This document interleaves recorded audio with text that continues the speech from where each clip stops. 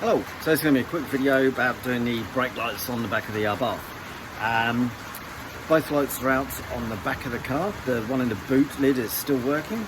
There is a fault on these cars where the wiring loom into the boot lid degrades and that can knock out the brake lights. So I'll see if it's the bulbs or if the loom needs replacing. Either way, an instruction. So getting the light clusters out on these is pretty easy. You've just got 2 bolts. They've got a crosshead or they're a 10mm socket. So your choice of what to use.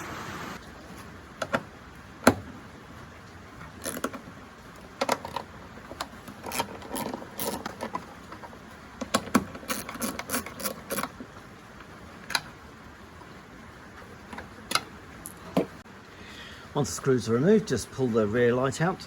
There is a couple of rubber grommets on this side, so when you come to pull it away, it's loose and then feels tight over here. Don't worry about that, just pull it out straight and the rubber grommets will pop.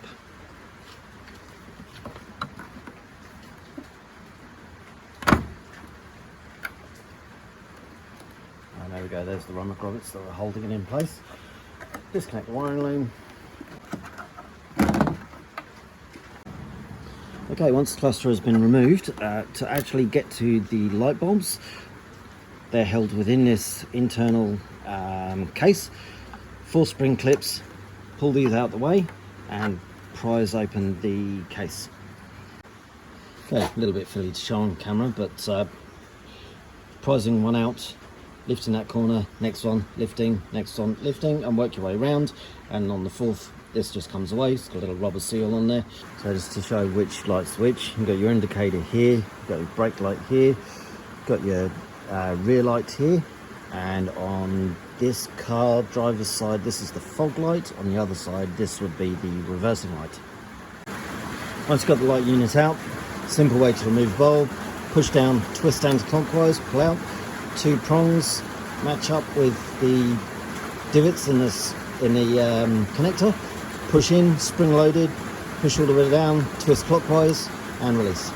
So I've taken this bulb out on the driver's side, I put a multimeter on it and it tests out fine. So I put it back into the housing and a little bit of wiggling around and it came good. So it must just be dirty contacts. I'll clean up the globe, put it back in. Let's have a look at the other side. So this is globe from the other side and you can see the glass is black, and put it on the multimeter, no connectivity, so this one's blown. So 2 faults, one is dirty contacts on the driver's side and then a blown bulb on the passenger side. Pop out on the passenger side and a clean up on the driver's side, good to go. Okay, so putting these back in is just a reversal of taking them out. Take case, housing, line up and push down equally to get all the connectors to push into place. There we go. Plug the unit back in.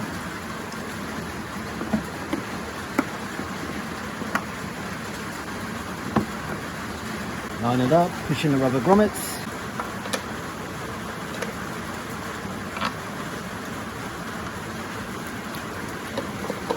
Two screws.